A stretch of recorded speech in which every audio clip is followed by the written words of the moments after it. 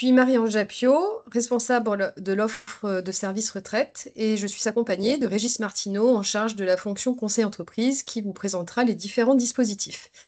Alors, nous sommes ravis de vous accueillir aujourd'hui pour discuter d'un sujet crucial que constitue le passage à la retraite de vos salariés.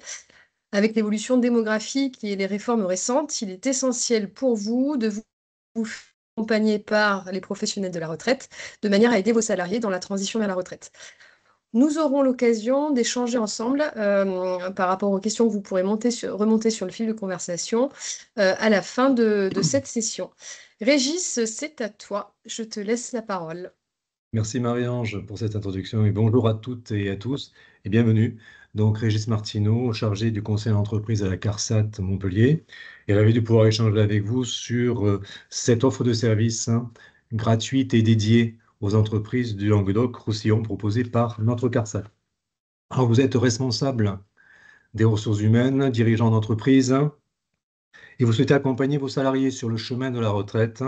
La CARSAT vous propose une offre de service dédiée pour vous informer, mais également conseiller vos collaborateurs afin de favoriser un passage à la retraite serein et faciliter aussi à vous les RH donc une gestion de fin de carrière beaucoup plus aisée, parce que souvent il y a de nombreuses questions qui sont posées par vos salariés et nous abordons durant les réunions collectives les questions, par exemple, de la retraite progressive, de la retraite anticipée, et nous envisagerons tout ça dans quelques minutes dans le développé de notre exposé. Or, c'est vrai que la CARSAT, c'est une grande maison. Nous sommes répartis donc sur les 5 départements de l'ancienne région Languedoc-Roussillon. Nous avons des agences lourdes donc à Montpellier, à Narbonne, Carcassonne, Béziers, Perpignan. Et les assurés peuvent nous contacter, et les entreprises peuvent nous contacter pour, en effet, qu'on vienne en entreprise réaliser les réunions collectives d'information retraite. Alors c'est vrai que vous savez que les carrières des salariés sont alimentées par vos déclarations, par les déclarations des données sociales. Alors c'est vrai que depuis 2012, une loi de simplification a permis de mettre en place la DSN qui remplace diverses déclarations.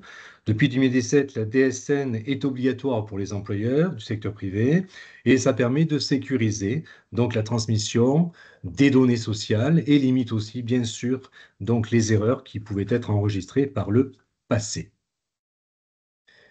Alors, la première démarche que nous demandons d'initier avec votre salarié, vos collaborateurs, c'est peut-être de les inviter à créer un espace personnel sur l'assurance retraite. C'est très simple. Il s'agit de se connecter sur l'assurance retraite, d'utiliser souvent France Connect pour arriver très vite sur l'assurance retraite. Et votre salarié, votre subordonné, va pouvoir vérifier qu'aujourd'hui, il a des droits, des démarches, une retraite future à préparer. Donc aujourd'hui, il est actif. Demain, il sera retraité. Et en état actif, il a la possibilité d'utiliser pas mal d'offres de services de la CARSAT. Il va pouvoir peut-être créer donc un espace personnel, un agenda retraite qui lui permettra de s'inscrire rapidement, en 3 clics, sur l'agenda retraite en nous indiquant la date, son nom, son prénom, son email, la date envisagée de la retraite. C'est une date prévisionnelle, hein. Là, on peut changer d'avis entre-temps, c'est pas le problème. Et grâce à cette inscription à l'agenda retraite, il va recevoir ponctuellement des mails. Et on va lui dire, c'est le moment aujourd'hui de préparer votre carrière, de regarder votre carrière, de vérifier que tout soit correctement déclaré, qu'il n'y ait pas d'anomalie enregistrée, et si c'était le cas, de pouvoir procéder aux modifications des anomalies par la production de bulletins de salaire, d'attestation France Travail, d'attestation, indemnisation, maladie par exemple. Et donc, grâce à cet agenda, il aura des alertes qui parviendront pour consulter sa carrière, pour estimer aussi la date à laquelle il pourra partir à la retraite. Est-ce que ça sera à l'âge légal ou avant ou bien après, parce que vous le savez certainement, parfois on n'aura pas obtenu les trimestres requis et on sera invité donc à travailler bien au-delà de l'âge légal et parfois même jusqu'à l'âge des 67 ans, bien sûr en fonction du métier qu'on exerce, c'est plus ou moins aisé. Ensuite, on va lui proposer d'aller consulter sur l'offre de service la carrière. Alors, il a pu recevoir en effet des documents et en principe à 55 ans, tous les assurés ont reçu un document de Paris annonçant un petit peu la totalité des caisses, hein, à la fois des caisses du régime général, mais aussi des caisses complémentaires. Et pour regarder, c'est le droit à l'information, ça a vocation de permettre à l'assuré, au salarié, de pouvoir vérifier sa carrière et de pouvoir modifier, si c'était le cas, telle ou telle année qui poserait problème. Et c'est vrai que dès lors qu'il va consulter cette carrière, on va l'aider, notamment en mettant en place une frise chronologique et on va lui permettre aussi de peut-être modifier certains éléments. Or, c'est vrai qu'aujourd'hui, les salariés âgés de moins de 55 ans ont la possibilité de compléter les périodes d'activité qui n'ont pas été déclarées ou mal déclarées, de déclarer les enfants pour les mamans notamment, et à partir de 55 ans, il y a la possibilité de déclarer uniquement les stages professionnels, les travaux d'utilité collective, puisque vous savez que la réforme de 2023 permet d'aller repêcher certains trimestres, notamment acquis avec l'exercice des travaux d'intérêt collectif. Alors à terme, notre service Compléter votre carrière permettra aux salariés, à vos salariés, de pouvoir effectuer une coproduction et de pouvoir mettre à jour pratiquement de chez eux la carrière s'ils constataient des anomalies. Si tout est correctement positionné, pas besoin de produire aucun des documents auprès de nos services de la CARSAT. Alors une fois qu'il aura donc vérifié sa carrière et qu'elle paraîtra conforme à son activité, ben, nous aurons la possibilité de lui offrir une estimation de retraite et là, on l'invitera à aller cliquer sur estimer le montant de ma retraite. Et donc, il pourra simuler cette retraite avec le simulateur Marel, qui est un simulateur qui permet de simuler en fonction des droits acquis entre les retraites de base et les retraites complémentaires. Je rappelle là, et c'est important, que cette simulation n'est pas contractuelle, mais qu'elle permet malgré tout de mettre un ordre d'idée assez précis sur le montant qui sera payé par toutes les caisses de retraite de base et retraite complémentaire. Donc cette simulation, certes, on peut la réaliser par l'ordinateur, mais il est aussi important que les assurés, les salariés connaissent un petit peu les modalités de calcul. Alors cette simulation est réalisée sur la base de trois éléments. Le premier élément, c'est d'abord le revenu annuel moyen, résultat des 25 meilleures années revalorisées. Et plafonné, c'est pourquoi on a bien regardé la carrière et qu'on a bien identifié peut-être des anomalies. Multiplié par un taux, ce taux il est au maximum de 50% lorsqu'on a les trimestres, lorsqu'on a donc une invalidité ou lorsqu'on a les 67 ans. Et il peut être en deçà des 50% lorsqu'on n'a pas les trimestres à l'âge légal et que nous ne sommes pas donc en invalidité et que dès lors on va subir une décote et la décote peut descendre très vite à un taux de 37,5%, ce qui va générer bien sûr une retraite fort petite. Et c'est pourquoi on essaie de trouver avec nos assurés des modalités pour éviter l'acceptation de la décote, parce que si la décote était acceptée, elle est ensuite irréversible. Ce taux, on va le multiplier par une fraction composée du nombre de trimestres inscrits sur le relais de carrière de l'assuré sur la durée d'assurance requise par la loi. Et donc, c'est clair qu'on aura après obtenu le montant annuel brut de la pension retraite du régime général. Le brut, il faut penser donc à enlever à peu près 10% entre la CSEG, le CRDS et la contribution pour l'autonomie. C'est pourquoi nos futurs retraités nous produisent, lors du dossier de retraite et de la demande, les deux derniers avis d'imposition pour qu'on puisse vérifier en effet quel sera le montant de ces prélèvements sociaux.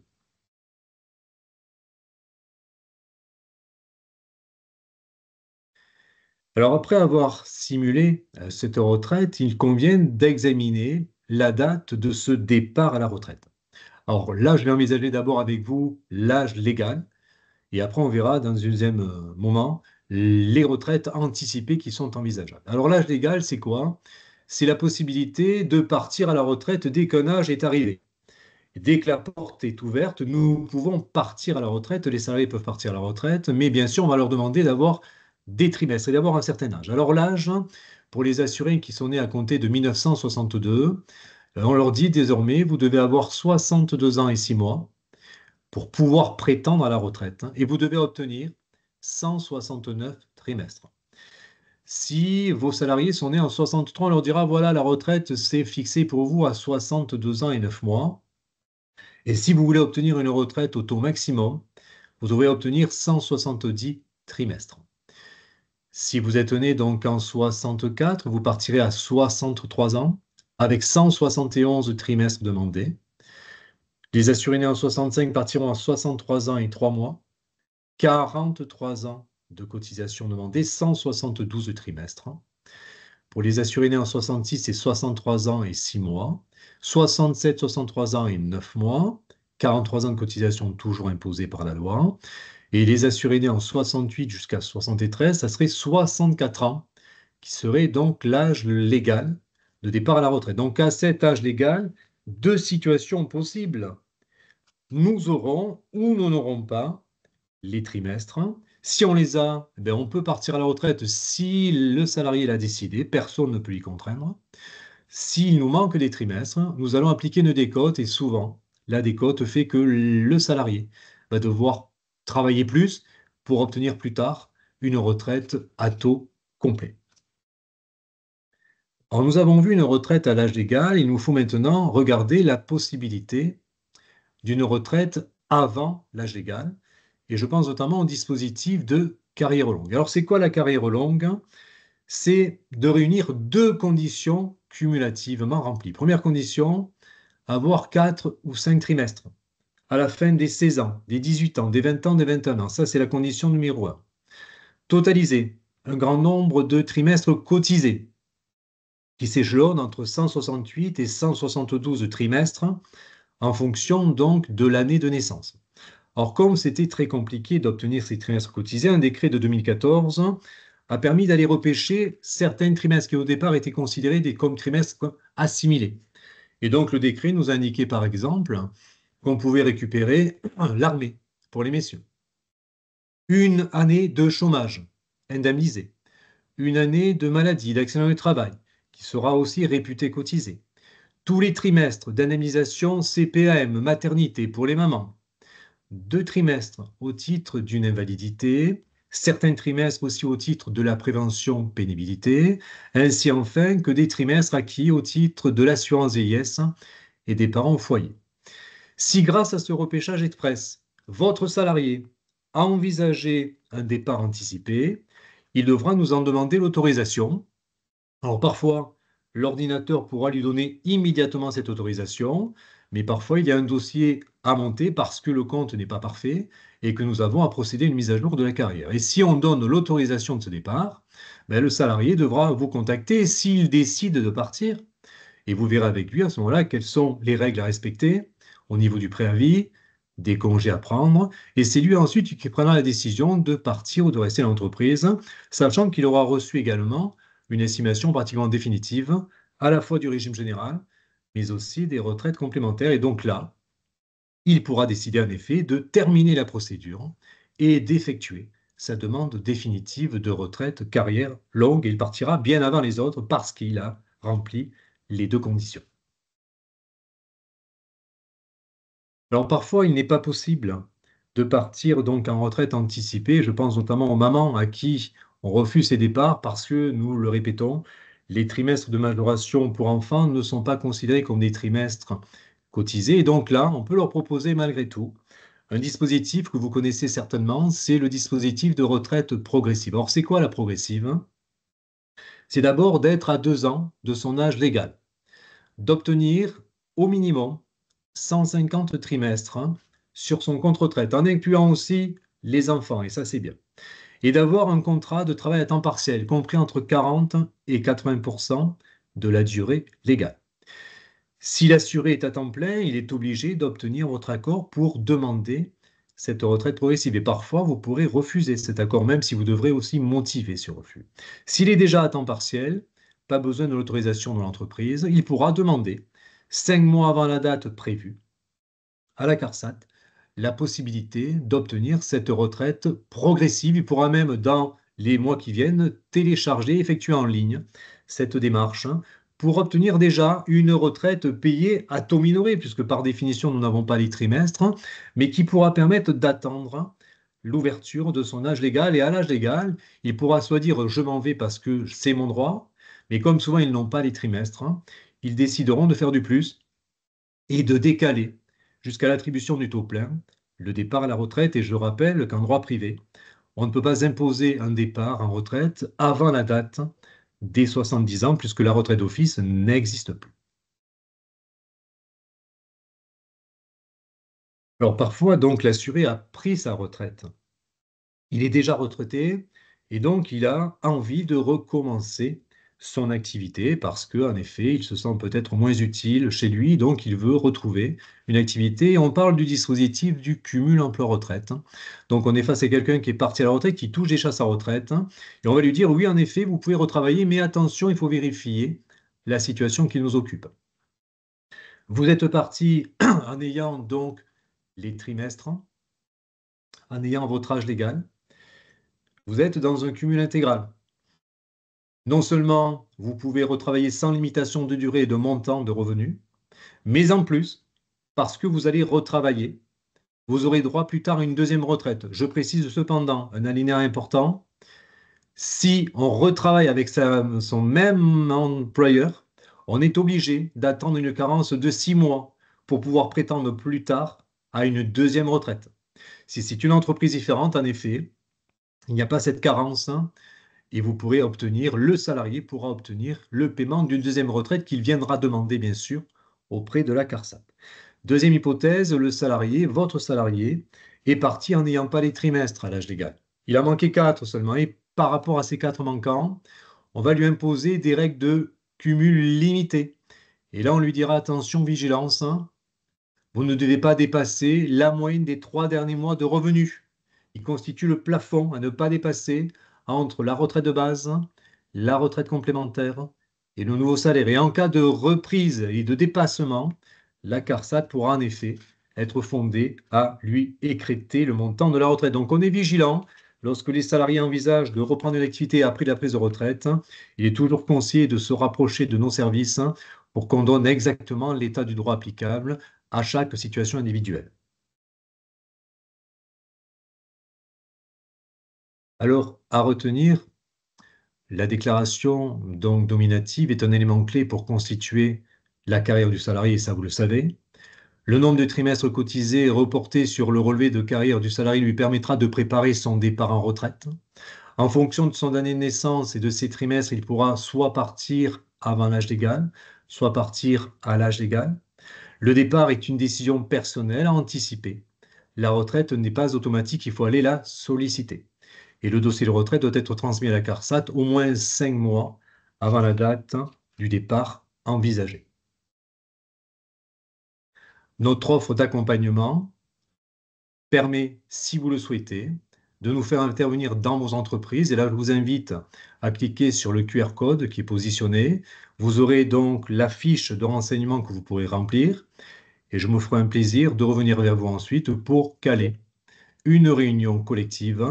La seule condition que nous allons vous imposer, c'est d'obtenir au moins dans vos entreprises au moins 10 salariés de 55 ans et plus qui pourraient donc être intéressés par une réunion collective d'information retraite.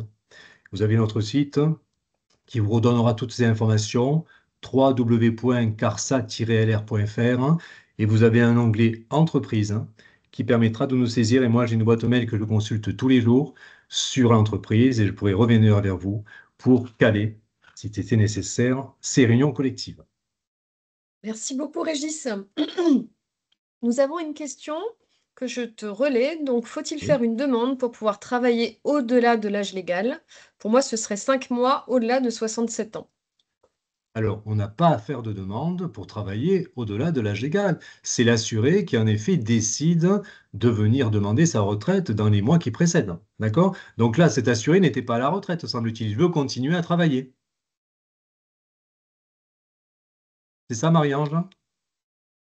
Je pense, enfin, si la S'il n'est pas à personne qui la a posé la retraite, c'est question. lui qui va décider Mhm. de l'opportunité de s'arrêter. Dès lors qu'il a les trimestres, il va continuer à récupérer de la surcote. Et le jour où il aura décidé de s'arrêter, il viendra faire sa demande de retraite. Ça, c'est l'hypothèse 2. Maintenant, s'il était retraité, ben, il peut reprendre une activité, on l'a vu. Et il faut vérifier qu'on soit bien dans le règle du cumul intégral ou du cumul limité pour générer ou pas une deuxième retraite. C'est bien ça, Régis, merci de ton éclairage. Peut-être revenir sur, pour les salariés handicapés, peut-être préciser les détails si vous voulez préciser une question en particulier. Oui, bien sûr, on peut parler des travailleurs handicapés. Les travailleurs handicapés ont la possibilité de partir bien avant la date des 62 ans. Mais ce sont souvent ceux que j'ai rencontrés hier en ESAT, qui sont entrés en ESAT à 18 ans, qui en sortent à 62 ans, et qui ont exercé au minimum, en étant très schématique, hein, 15 ans d'activité avec un handicap au moins à 50%.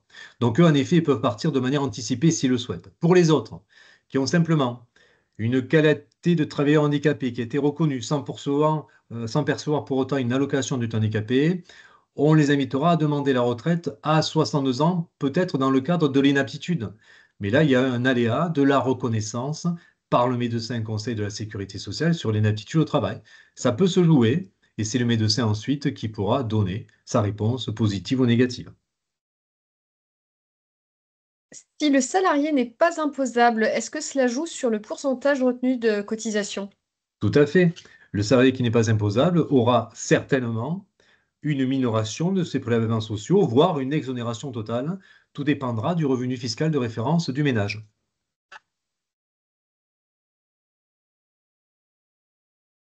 Merci Régis. Est-ce que vous avez d'autres questions pour l'instant? Eh bien, j'en ai deux autres qui arrivent. Est-ce que sur le site Info Retraite, est-ce que l'on peut l'utiliser pour faire sa demande?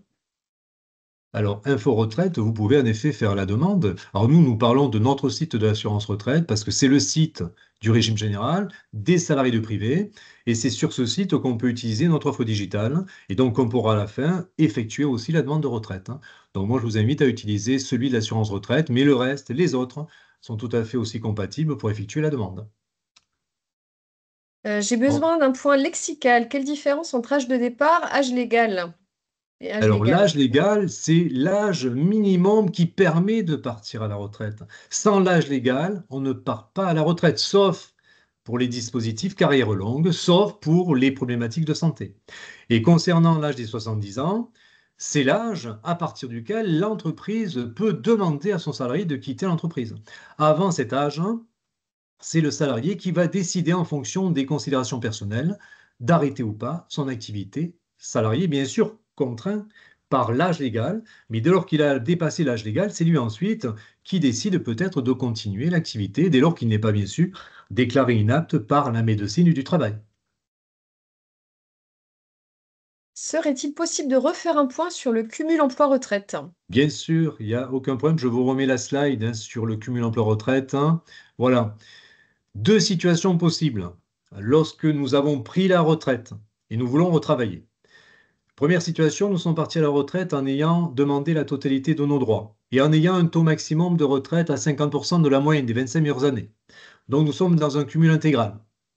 Ce qui veut dire qu'on peut retravailler sans limitation de durée et de montant. Et parce que nous retravaillons, nous aurons même droit à une deuxième retraite plus tard lorsqu'on aura cessé l'activité reprise avec le bémol que j'indiquais tout à l'heure. Si on veut retravailler dans la même entreprise, on est obligé d'attendre une carence de 6 mois pour capitaliser une deuxième retraite. Deuxième situation, nous sommes partis à la retraite en n'ayant pas la totalité des trimestres. Il a manqué 4 trimestres. Et donc, nous avons accepté un taux minoré. C'est possible de retravailler, oui.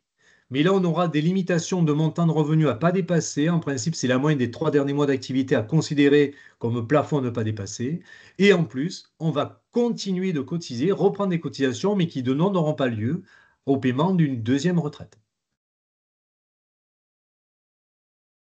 Pour des maladies longues, 6 mois ou plus, est-ce que cela pénalise le départ à la retraite? Perte de trimestre, Alors, notamment. des trimestres, on ne va pas les perdre, puisqu'on aura, oui, des trimestres enregistrés au titre de la maladie, mais on n'a que des trimestres.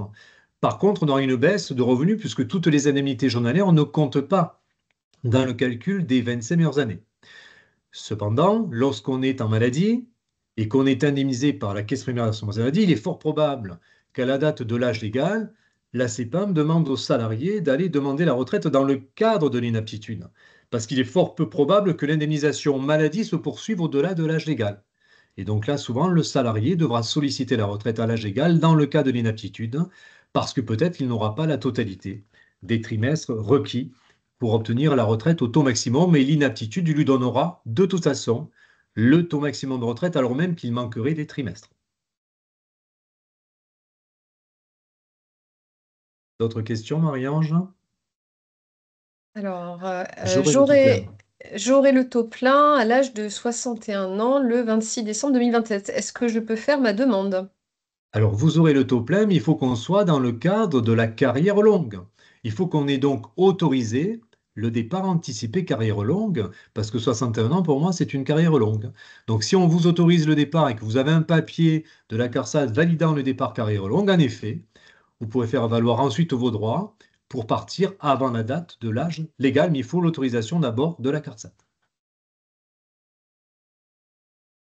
Alors, on revient sur le cumul emploi-retraite. Existe-t-il des cas où le cumul emploi-retraite s'effectue sans délai et sans impacter la deuxième retraite? Et quand vous avez les trimestres requis, on n'a pas de délai. Par contre, on l'a dit, si on reprend une activité mais qui n'est pas avec la même entreprise, il n'y a pas de carence de 6 mois. La carence de 6 mois pour avoir droit à la deuxième retraite, ça impose quelqu'un qui va retravailler dans la même entreprise. Maintenant, si on quitte son entreprise et qu'on va retravailler dans une autre immédiatement, alors qu'on avait les trimestres, on a un taux plein, mais là, on a la capitalisation immédiate d'un deuxième droit à retraite quand on aura cessé l'activité reprise. Donc la carence, je le répète, ne s'impose que parce qu'on va retravailler dans la même boîte. Alors, Pour une les réunions question sur les d'information. rachats.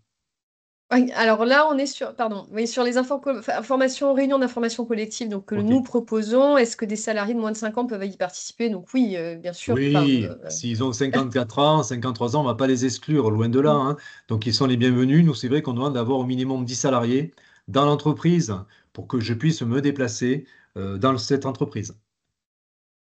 existe-t-il une limite d'âge pour acheter des trimestres manquants?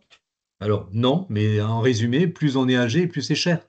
Donc si vous rachetez à 59 ans, vous allez procéder à une simulation sur notre site et vous verrez que le montant des revenus demandés, en tout cas des cotisations, sera important.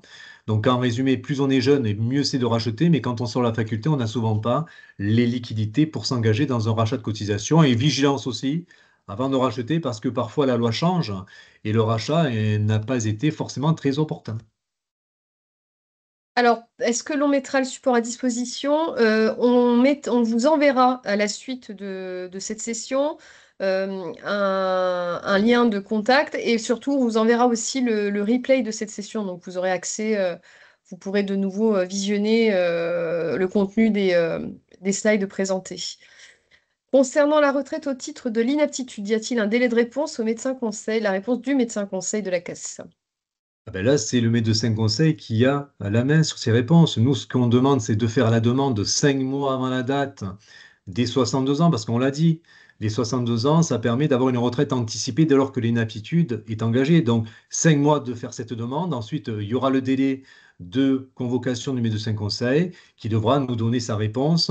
Mais c'est lui qui a la main sur ces délais. Mais dès lors qu'on est dans les 5 mois, on devrait être bon dans la décision de retraite définitive.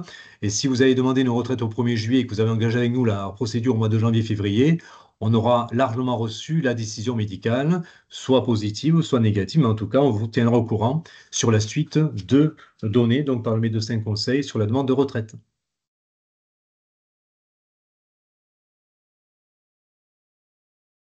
Est-ce qu'il y a encore d'autres questions? Il nous reste 2 minutes avant la fin de cette session. Oui, si on continue de travailler jusqu'à 67 ans pour avoir un taux plein.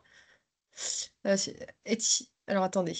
Si on continue de travailler jusqu'à 67 ans pour avoir un taux plein, il n'y a pas la Oui. suite. Oui, oui, Alors, je pense. Est-ce qu'il y j'imagine aura un que ce taux plein? monsieur demande est-ce qu'à 67 ans, j'aurai le taux plein? La Oui, c'est réponse est ça. oui. Même si vous n'avez pas les trimestres à 67 ans, vous aurez un taux plein, mais bien sûr une retraite proportionnelle à vos trimestres. Il en fallait 170, vous en avez 150, vous aurez la proportionnalité, mais vous n'aurez pas la décote. Est-il autorisé de demander une rupture conventionnelle avant une retraite? Alors là, c'est plus Alors ça, c'est juridique. du droit du travail, C'est le stricto droit du sensu. travail. Oui. Donc ça, c'est Mm. l'entreprise qui va voir avec son salarié s'il y a possibilité de rompre conventionnellement pour que son salarié sorte de l'entreprise. Alors bien sûr, il faut bien vérifier aussi la date de la rupture quand le salarié l'accepte et l'employeur aussi. Parce qu'après, c'est direction France Travail pour le salarié. Il ne faudrait pas qu'il soit en rupture de ressources bien avant la date de la retraite. Donc ça, c'est à négocier avec l'entreprise et le salarié. Mais ça, on est vraiment, nous, extérieurs à cette problématique. On interviendra lorsque l'âge légal sera là et qu'on devra dire oui ou non, vous avez les trimestres pour obtenir une retraite au taux maximum. Alors, je reviens peut-être sur la question des 67 ans taux plein, mais sans avoir le bon nombre de trimestres, pour Et précision. donc, on n'a pas Régis. les trimestres, mais on a l'âge. Donc, on aura le taux maximum par l'âge des 67 ans, mais il faut attendre 67 ans. Combien de mois à l'avance pour faire cette demande? Donc, c'est bien, c'est 5 mois. C'est ce que l'on Oui, disait 5 tout à mois, l'heure. c'est un délai de confort pour vous et pour nous. Hmm. Mettons quelqu'un qui nous dirait, je suis à 2 mois du départ, il faut quand même faire la demande, hein. On va pas attendre d'être à 5 mois pour faire sa demande. On l'a fait. Alors, peut-être, je ne sais pas, donner des précisions sur le pourcentage de 37 à 50%, revenir sur le taux, Bien le sûr, taux. Voilà. le taux maximum de retraite du régime général est fixé à 50% de la moyenne des 25 meilleures années. C'est le maximum. C'est pourquoi on n'oublie pas d'aller demander les retraites complémentaires. Quand on n'a pas les trimestres, qu'on n'est pas malade, ben on va descendre en dessous de ce taux de 50%. Et quelqu'un à qui on dira il manque 20 trimestres, il aura un taux de retraite de 37,5%. Donc oui, il pourra partir à la retraite, mais la retraite sera minorée, et s'il acceptait cette minoration, elle est irréversible. On ne pourra pas modifier plus tard le montant de sa retraite et son taux de liquidation. C'est pour ça qu'on regarde quelle est la situation la plus avantageuse pour éviter d'accepter cet abattement définitif. Nous arrivons au terme de cette session. Nous vous remercions chaleureusement d'avoir participé à ce temps d'écoute et d'échange. Et nous vous disons à très bientôt. De bonnes fêtes de fin d'année. À très bientôt. Au Au revoir. revoir. Merci.